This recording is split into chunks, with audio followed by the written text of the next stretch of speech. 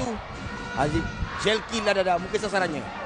Tidak, dia masih lagi mencari Hendra. Kan saiz Halim ini. Ramai yang mengejek-ngejek gitu. Tapi sebenarnya Halim ini, memahami Halim, kita tahu kebolehan dia bermain sangat hebat.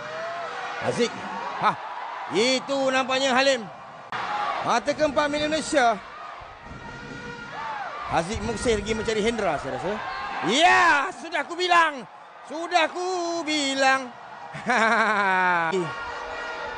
Oh, dah lebih pun sebenarnya.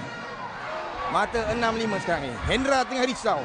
Takut-takut sebis itu masih lagi mencari kaki kirinya. Hendra kali ni. Kalau tadi keluar ini nyangin-nyangin langgar jaring. Oh.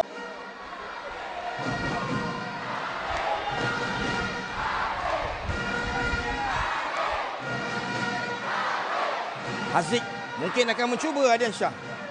Oh tidak, dia ubah kedudukan ketika